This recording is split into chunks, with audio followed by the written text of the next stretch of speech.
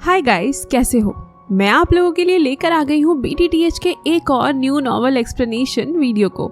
यह एपिसोड पिछले वाले एपिसोड से भी ज्यादा इंटरेस्टिंग होने वाला है, क्योंकि इस एपिसोड में जियाओयान लिटिल फेरी डॉक्टर की पॉइजन बॉडी की प्रॉब्लम को ठीक कर देगा। साथ ही इसी एपिसोड में जियाओयान पहली बार यूज करने वाला है स्काई फायर 3 मिस्टीरियस चेंजेस के सेकंड एंड थर्ड फॉर्म को। और इसी एपिसोड में जियाओयान फाइट करने वाला है हॉल ऑफ सोल के प्रोटेक्टर वू के साथ, वही प्रोटेक्टर वू जिसने मास्टर याओ लाओ को कैद किया था मिस्ट्री क्लाउड सेक्ट में। तो चलो शुरू करते हैं इस एपिसोड के एक्सप्लेनेशन को। लास्ट एपिसोड में हमने देखा था मास्टर टियानहुआ जुनजे ने आइस रिवर वैली के उस एल्डर पर अटैक कर दिया था, जिससे वह एल्डर काफी ज्यादा इंजर्ड हो गया था और वह टियानहुआ जुनजे को देखकर काफी ज्यादा डर जाता है और सभी डिसिपल्स को एक साथ मिलकर मिस्टीरियस ड्रैगन फॉर्मेशन को बनाने के लिए बोलता है, जिसका यूज करते हुए उसने यहाँ पर एक काफी पावरफुल ड्रैगन को समन कर लिया था।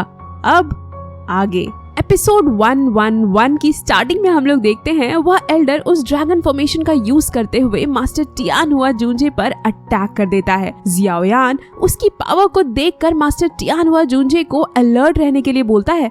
टियानहुआ जुनजे उस अटैक को डिस्ट्रॉय करते हुए बोलते हैं, यह छोटा सा पिद्दी सा अटैक मेरा क्या करेगा। जैसे ही वह अटैक डिस्ट्रॉय होता है, उस एल्डर और उसके साथ मौजूद डिसिपल्स की भी हालत और भी ज्यादा खराब हो जाती है। तो वह एल्डर काफी ज्यादा डरते हुए मास्टर टियानहुआ जुनजे से कहता है, मेरी आइस रिवर वैली के पास बहुत सारी रेयर मेडिकल इंग्रेडिएंट्स और ट्रेजर है जो कि मैं आपको दे सकता हूँ, अगर आप मुझे यहाँ से जाने दें। तो जिस पर मास्टर टियानहुआ जुनजे बोलते हैं, तुम्हारी बातें मुझे इंटरेस्टिंग लग रही हैं। यह सुनकर वह एल्डर अपने मन में सोच रहा था, एक बार बस मैं यहाँ से जिंदा निकल जाऊं, उसके बाद तो मैं तुम सबको देख लूंगा। लेकिन मास्टर टियानहुआ जुनजे उसकी बातों में नहीं आते और एक पावरफुल पावर अटैक उसके ऊपर कर देते हैं। तो वह एल्डर अपने साथ मौजूद डिसिपल्स को उस अटैक के सामने कर देता है और एक स्पेस टाइम पोर्टल का यूज करते हुए वहाँ से भाग जाता है। तो लिटिल फेरी डॉक्टर बोलती है, इस बार तो आइस रिवर वैली सच में अब से हमारा एनिमी है, वह हमें किसी भी कीमत पर जिंदा नहीं छोड़ेगा। तो जियाओयान बोलता है, मैंने तो आइस रिवर वैली को उसी वक्त अपना एनिमी बना लिया था जब उन्होंने तुम्हें हर्ट किया था। तो मास्टर टियानहुआ जुनजे भी बोलते हैं, तुमने बिल्कुल सही कहा, एक बार बस लिटिल फेरी डॉक्टर की पॉइजन बॉडी का प्रॉब्लम सॉल्व हो जाए, उसके बाद वह भी डाउ जोन लेवल पर सक्सेसफुली ब्रेक थ्रू कर सकती है। इसके बाद हमारी टीम में 2 डाउ जोन लेवल का पावर हो जाएगा और फिर हम लोग आइस रिवर वैली को पूरी तरह से डिस्ट्रॉय कर देंगे। जिस पर जियाओयान बोलता है, इस फॉलन गॉड स्ट्रीम वैली में जो पॉइजन मौजूद है वह काफी ज्यादा डेंस है, इसलिए पहले हमें एक ऐसी जगह को ढूंढना होगा जो पूरी तरह से लाइट और हीट से भरी हुई हो, जो पॉइजन बॉडी को सप्रेस करने में काफी ज्यादा हेल्पफुल होगा।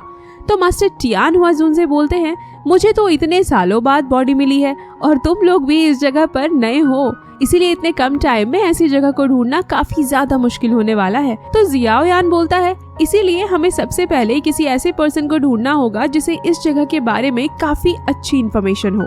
तभी जियाओयान और लिटिल फेरी डॉक्टर को किसी की याद आती है।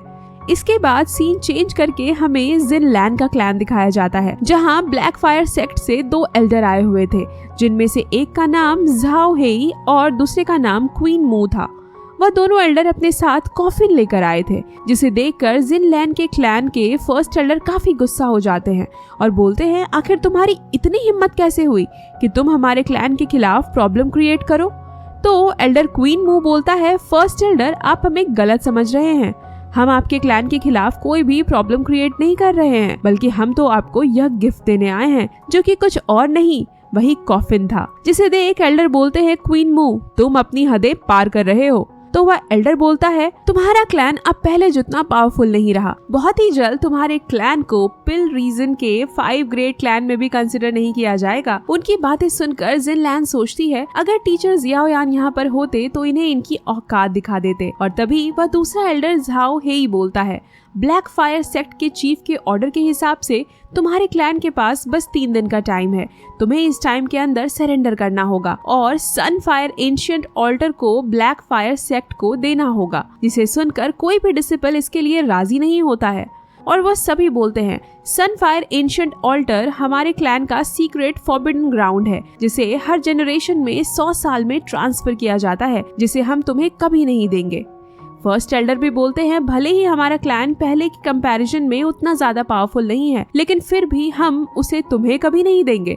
हमारे क्लैन का हर एक डिसिपल अपनी आखिरी सांस तक उसे प्रोटेक्ट करेगा। जिस पर वह एल्डर किनमू बोलता है लगता है अब इस कॉफिन को यूज करने का टाइम आ गया, और वह जिनलैन पर अटैक कर देता है। अचानक से हुए इस अटैक के कारण जिनलैन को संभलने का भी मौका नहीं मिलता, लेकिन उससे पहले वह अटैक जिनलैन को हिट करता, वहाँ पर एक स्वॉर्ड आकर एल्डर किनमू के अटैक को बड़ी आसानी से रोक लेता है। उस स्वॉर्ड को देखकर जिनलैन काफी ज्यादा खुश हो चुकी थी और बोलती है टीचर आप वापस आ गए। फिर हमें जियाओ यान को दिखाया जाता है जो बोल रहा था तुम्हारे पास बस 1 मिनट का टाइम बचा है, अपने इस कॉफिन को उठाओ और यहाँ से चलते बनो, नहीं तो तैयार हो जाओ अपने इस कॉफिन को खुद ही यूज करने के लिए। जिस पर वह सेकंड एल्डर बोलता है क्या मजाक है, अब एक दाओ जोंग के 2 स्टार का पर्सन ब्लैक फायर सेक्ट के खिलाफ जाएगा। फिर वह गुस्से में चिल्लाते हुए बोलता है क्या तुम्हें तुम्हारी जगह नहीं पता? तो जियाओ यान बोलता है अब बस तुम्हारे पास 40 सेकंड ही बचे हैं। तो वह एल्डर जियाओ यान पर अटैक करते हुए बोलता है 40 सेकंड काफी है तुम्हें किल करने के लिए। तो जियाओ यान अपने हेवनली फ्लेम को रिलीज करता है जिसे देखकर वह एल्डर बोलता है आखिर तुम्हारे पास इतनी अच्छी चीज कैसे हो सकती है, पर कोई बात नहीं, आज मैं तुम्हें मारने के बाद तुम्हारी इस हेवनली फ्लेम के साथ साथ सन फ्लेम एंशिएंट ऑर्डर को भी ले लूंगा। तभी जियाओ यान बोलता है तुम्हारा टाइम खत्म हुआ, और मास्टर टियानुआ जूंजे उन दोनों एल्डर्स पर अटैक कर देते हैं, जिसे देखकर जिनलैन के क्लैन के फर्स्ट और सेकंड एल्डर काफी ज्यादा हैरान हो चुके थे और बोलते हैं जियाओ यान के पास एक दाओ जून लेवल का भी सपोर्टर है। दूसरी तरफ मास्टर टियानुआ जूंजे उन दोनों को मार मार के उनकी हालत खराब कर देते हैं, जिस पर वह दोनों एल्डर्स माफी मांगते हुए बोलते हैं सीनियर प्लीज हमें माफ कर दे, हम लोग फिर कभी इस क्लैन की तरफ आंख उठाकर भी नहीं देखेंगे। तो जियाओ यान बोलता है जल्दी से यहाँ से निकलो। दोनों एल्डर्स जैसे ही इस बात को सुनते हैं तुरंत वहाँ से गायब हो जाते हैं, जिसे देख जिनलैन के क्लैन के एल्डर्स बोल रहे थे हमने तो इसे पिछली बार काफी ज्यादा ऑफेंड कर दिया था, अगर हमने जियाओ यान को अपना फ्रेंड बना लिया होता तो यह हमारे क्लैन के लिए काफी ज्यादा अच्छा होने वाला था। फिर हम लोग जिनलैन को देखते हैं जो यह देखकर काफी ज्यादा खुश हो चुकी थी कि अभी के लिए उसका क्लैन पूरी तरह से सुरक्षित है। फिर वह बोलती है आप सच में कमाल के हो। जियाओ यान बोलता है यह तो बस एक बहुत छोटी सी बात थी, लेकिन हम लोग देखते हैं जिनलैन यह सब कुछ जियाओ यान से नहीं बल्कि मास्टर टियानुआ जूंजे से बोल रही थी, जिससे जियाओ की यहाँ पे थोड़ी सी बेइज्जती हो जाती है। और फिर जिनलैन पूछती है टीचर आप दोबारा पिल रीजन में क्यों आए हैं? तो जियाओ यान बताता है मुझे लिटिल फेरी डॉक्टर की पॉइजन बॉडी को सप्रेस करने के लिए एक ऐसी जगह की तलाश है जहाँ पर काफी अच्छा लाइट और हिट हो, लेकिन क्योंकि इस जगह पर हम लोग नए हैं इसीलिए हमें ऐसे किसी जगह के बारे में पता नहीं। तो जिनलैन बताती है फॉर्चुनेटली हमारे क्लैन में एक ऐसी जगह है जो पूरी तरह से लाइट और हिट से भरी हुई है। फिर वहाँ जियाओ यान और लिटिल फेरी डॉक्टर को उस जगह की ओर ले जाते हुए बताती है हालांकि हमारे क्लैन की इस जगह पर किसी भी आउटसाइडर को आने नहीं दिया जाता, लेकिन क्योंकि आपने हमारे क्लैन को बचाया है इसीलिए आप यहाँ पर बिल्कुल आ सकते हैं। जियाओ यान भी उस जगह को देखकर काफी शॉक हो चुका था और बोलता है यह जगह सच में किसी ट्रेजर से कम नहीं, मुझे लिटिल फेरी डॉक्टर के पॉइजन बॉडी को सप्रेस करने के लिए किसी ऐसी ही जगह की तलाश थी। उसके बाद सीन कट करके हमें आइस रिवर वैली के मेन हॉल को दिखाया जाता है, जहाँ आइस रिवर वैली का चीफ बोल रहा था तुम लोग इस मिशन पर 52 लोग गए थे लेकिन अभी तुम अकेले ही जिंदा बचे हो। तो वह एल्डर बताता है ऐसा इसलिए हुआ क्योंकि हमें गलत इन्फॉर्मेशन मिली थी। उस पॉइजन लेडी को उस लड़के जियाओ यान जिसके पास हेवनली फ्लेम है उसके अलावा भी एक दाओ जून लेवल का भी वॉरियर उसे प्रोटेक्ट कर रहा है। तो आइस रिवर वैली का एल्डर पूछता है वह दाओ जून के कितने स्टार पर है? तो वह एल्डर बताता है क्योंकि मैं उसके हाथों से बचकर निकल गया तो मेरे हिसाब से वह दाओ जून के 1 या 2 स्टार पर होगा। जिस पर वहाँ पर मौजूद एक और एल्डर बोलता है इसमें बिल्कुल भी कोई शक की बात नहीं कि तुम उस पॉइजन लेडी को पकड़ नहीं पाए। जिस पर आइस रिवर वैली का चीफ बोलता है अगर वह सिर्फ दाओ जून के 1 या 2 स्टार पर है तो वह मेरे लिए कोई भी प्रॉब्लम क्रिएट करने वाला नहीं है। और फिर वह उस एल्डर से पूछता है क्या तुम्हें पता है इसके बाद वह सभी लोग कहाँ गए? तो वह एल्डर बोलता है मुझे इसके बारे में कुछ नहीं पता। तभी वहाँ पर एंट्री होती है हॉल ऑफ सोल के प्रोटेक्टर वू की, वही प्रोटेक्टर वू जिसने मास्टर याओ लाओ को मिस्ट्री क्लाउड सेक्ट में कैद किया था, जिसे देख आइस रिवर वैली का चीफ बोलता है आखिर आज हॉल ऑफ सोल को ऐसी क्या जरूरत आन पड़ी कि उन्हें आइस रिवर वैली आना पड़ा? तो वह प्रोटेक्टर वो बोलता है मैं जानता हूँ तुम किसके बारे में जानना चाहते हो, अगर तुम हमारे साथ कोऑपरेट करने के लिए तैयार हो तो हम तुम्हें उसकी इंफॉर्मेशन दे सकते हैं। जिस पर आइस रिवर वैली का चीफ पूछता है आखिर इससे हॉल ऑफ सोल को क्या मिलने वाला है।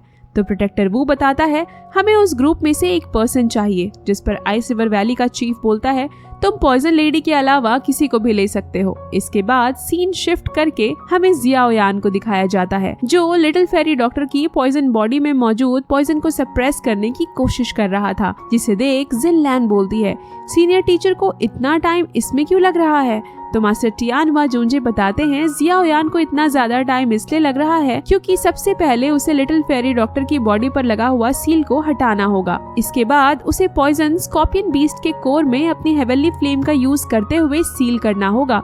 इसके बाद बोधिस्व ट्रांसफॉर्मेशन सलाइवा का यूज करते हुए लिटिल फेरी डॉक्टर के पॉइजन को कंडेंस करके एक मेडिकल पिल को रिफाइन करना होगा, जिसे कंज्यूम करने के बाद लिटिल फेरी डॉक्टर डाउ जोन लेवल पर सक्सेसफुली ब्रेक थ्रू कर सकती है। यह पूरा प्रोसेस काफी ज्यादा कॉम्प्लिकेटेड है, इसीलिए बस अब इंतजार करो कि जियाओ यान कब इस प्रोसेस को पूरा करता है। फिर हम लोग जियाओ यान को देखते हैं, जो कि बिल्कुल उसी तरीके से सारे प्रोसेस को कर रहा था जैसे कि मास्टर टियान व जूंजे ने बताया था, जिसमें उसे काफी समय लग रहा था। लेकिन आखिर में वह सक्सेसफुली लिटिल फेरी डॉक्टर के पॉइजन बॉडी की प्रॉब्लम को सॉल्व कर देता है और बोधिस्व सलाइवा का यूज करते हुए उस पिल को बना देता है और बोलता है एक बार लिटिल फेरी डॉक्टर इस पिल को कंज्यूम कर ले, उसके बाद वह सक्सेसफुली डाउ जोन पर ब्रेक थ्रू कर सकती है और फिर उसका अपनी बॉडी पर पूरा कंट्रोल होगा। फिर थोड़ी देर बाद हम लोग जियाओ यान को देखते हैं, जो वह कल्टीवेशन की पोज में बैठा हुआ था और तभी उसे सन फ्लेम एशिएंट ऑर्डर का याद आ जाता है और बोलता है आखिर अचानक से सन फ्लेम यहाँ से डिसअपेयर क्यों हो गई। इसके ग्राउंड में तो काफी ज्यादा एनर्जी है जिसे मैं फील कर सकता हूँ। फिलहाल के लिए मैं फ्री हूँ, इसीलिए मुझे इसे एक बार चेक करना चाहिए। और फिर वह अपने स्पिरिचुअल बॉडी का यूज करते हुए अंडरग्राउंड जाने लगता है। जैसे जैसे जियाओ यान नीचे की ओर जा रहा था, एनर्जी का प्रेशर काफी ज्यादा बढ़ रहा था और फायर पॉइजन भी धीरे धीरे काफी डेंस होता जा रहा था। जियाओ यान उस एनर्जी को देखकर बोलता है यहाँ पर एनर्जी इतनी ज्यादा है कि यह मेरी स्पिरिचुअल बॉडी को भी डिस्ट्रॉय कर रहा है। और जब वह थोड़ा और नीचे जाता है तो उसे दिखाई देता है बहुत ज्यादा एनर्जी, जिसे देखकर जियाओ यान पूरी तरह से शॉक हो चुका था और बोलता है यह तो प्योर एनर्जी है जो सच में बहुत ज्यादा है। यह कंडेंस होकर एनर्जी क्लस्टर में ट्रांसफॉर्म हो गया है, इसी वजह से एनर्जी बाहर की तरफ नहीं जा रही है। तो जियाओ यान बोलता है मैं अपने हेवनली फ्लेम को अपनी स्पिरिचुअल बॉडी को प्रोटेक्ट करने के लिए यूज कर रहा हूँ, लेकिन फिर भी मैं इसके साथ में यहाँ पर ज्यादा देर तक नहीं टिक सकता। और तभी जियाओ यान को किसी चीज की याद आती है। के बाद सीन कट करके हमें जिन लैन के क्लैन के बाहर का सीन दिखाया जाता है, जहाँ अचानक से काफी ज्यादा बर्फ पड़ने लगी थी। वहाँ मौजूद डिसिपल्स बोल रहे थे ये तो ठंड का मौसम नहीं है, फिर अचानक से यहाँ इतनी ठंड क्यों हो रही है। पर तभी वहाँ पर उन्हें आइस रिवर वैली के लोग दिखाई देते हैं। तो एक डिसिपल जाकर फर्स्ट एल्डर को बताता है कि आइस रिवर वैली ने चारों तरफ से हमारे क्लैन को घेर लिया है, जिस पर जिन लैन बोलती है यह लोग जरूर टीचर जियाओ यान और लिटिल फेरी डॉक्टर के लिए आए होंगे, लेकिन आखिर उन्होंने इतनी जल्दी टीचर जियाओ यान और लिटिल फेरी डॉक्टर को कैसे ढूंढ लिया। फिर हमें क्लैन के बाहर का सीन दिखाया जाता है, जहां आइस रिवर वैली एल्डर जिसका नाम टियान शुआंग जी था, जो कि अभी के लिए डाउ जोन के 1 स्टार पर था, वह बोलता है तुम्हारे क्लैन के लिए अच्छा यही होगा कि तुम जियाओ यान और पॉइजन लेडी को हमारे हवाले कर दो, नहीं तो आज तुम्हारा यह क्लैन पूरी तरह से डिस्ट्रॉय हो जाएगा। यह सुनकर वहाँ पर मौजूद डिसिपल्स भी डर जाते हैं। फर्स्ट एल्डर भी सोचते हैं क्या यह हमारे क्लैन का आखिरी दिन होने वाला है। तभी टियान हुआ जूंजे बोलते हैं बस इतने लोग, जब मैं अपनी पुरानी बॉडी में था तो मैंने दाओ शेंग लेवल के भी बंदे से फाइट करा है, तो उनके सामने यह लोग क्या चीज है। तभी जियाओ यान भी वहाँ पर आ जाता है और बोलता है तुम्हारी दुश्मनी मेरे साथ है, इसमें इस क्लैन का कोई दोष नहीं, इसीलिए अगर तुम्हारे अंदर हिम्मत है तो मुझसे फाइट करो। मास्टर टियान हुआ जूंजे जियाओ यान को वहाँ पर देखकर पूछते हैं लिटिल फेरी डॉक्टर अब कैसी है। तो जियाओ यान बोलता है अभी के लिए लिटिल फेरी डॉक्टर को थोड़ा सा टाइम चाहिए। और फिर वह फर्स्ट और सेकंड एल्डर से बोलता है एल्डर आपको चिंता करने की कोई जरूरत नहीं है, मैं आपके क्लैन पर किसी भी तरह का कोई भी प्रॉब्लम नहीं आने दूंगा। और फिर आइस रिवर वैली के एल्डर के पास जाकर बोलता है तुम तो इस बार अपनी पूरी आर्मी को लेकर आ गए हो, अगर तुम इस बार हार गए तो मैं प्रॉमिस करता हूँ मैं बिल्कुल भी तुम्हें जिंदा नहीं छोड़ूंगा। पर तभी वहाँ पर हमें किसी के हंसने की आवाज सुनाई देती है, जो कि कोई और नहीं बल्कि हॉल ऑफ सोल का प्रोटेक्टर वू था। जो आइस रिवर वैली के एल्डर से बोलता है यह जियाओ यान हमारे हॉल ऑफ सोल का टारगेट है, इसीलिए मुझे इसे हैंडल करने दो। जियाओ यान भी प्रोटेक्टर वू को देखकर काफी ज्यादा गुस्सा हो चुका था और अपनी एनर्जी को रिलीज करता है, जिसे देख प्रोटेक्टर वू बोलता है बहुत बढ़िया है, तुम्हारा किलिंग इंटेंट काफी अच्छा है। और फिर जियाओ यान अपने डीमन पपेट को समन कर लेता है, जिस पर प्रोटेक्टर वू बोलता है तुम्हारा यह डीमन पपेट दाओ जोंग के 8 स्टार पर है और मैं दाओ जोंग के 7 स्टार पर, जो कि मुझसे 1 स्टार ज्यादा पावरफुल है, पर क्या तुम अभी भी दूसरों के ऊपर निर्भर करते हो? तो जियाओ यान बोलता है यह डीमन पपेट तुम्हारे लिए नहीं है, तुम्हारे लिए तो मैं अकेला ही काफी हूँ। आज मैं तुमसे इस हर एक चीज का बदला लूंगा जो तुमने मेरे टीचर याओ लाओ के साथ किया। जिस पर प्रोटेक्टर वू बोलता है तुम अभी के लिए दाओ जोंग के 2 स्टार पर हो और तुम्हारे अंदर इतनी हिम्मत कि तुम मुझसे फाइट करोगे। जियाओ यान बोलता है तो फिर आओ चलो देखते हैं किसमें है कितना दम। दूसरी तरफ आइस रिवर वैली का एल्डर डीमन पपेट से फाइट करने लगता है और मास्टर टियान हुआ जूनजे आइस रिवर वैली के एल्डर टियान शुआंग जी के साथ फाइट करने लगते हैं। फिर हम लोग प्रोटेक्टर वू को देखते हैं जो कि बोल रहा था क्या यही है तुम्हारी एबिलिटी जो तुमने इस सेंट्रल प्लेन में सीखा है? तो जियाओ यान बोलता है अभी तक तुमने मेरी एबिलिटी को देखा ही कहाँ है। इसके बाद वह परफॉर्म करता है स्काई फायर 3 मिस्टीरियस चेंज का फर्स्ट फॉर्म, जिसे देखकर वह प्रोटेक्टर बोलता है क्या बात है, तुम्हारे पास तो बर्निंग फ्लेम वैली का सीक्रेट टेक्निक भी है। जिसे देखकर आइस रिवर वैली का एल्डर बोलता है यह तो बर्निंग फ्लेम वाले का टॉप सीक्रेट टेक्निक है, आखिर बर्निंग फ्लेम वैली ने इसे यह टेक्निक क्यों दिया? और फिर वह प्रोटेक्टर वू से बोलता है तुम जल्दी से उसे पकड़ लो, अगर इसने इसके सेकंड और थर्ड फॉर्म को एक्टिवेट कर लिया इसके बाद तुम उसका सामना नहीं कर सकते।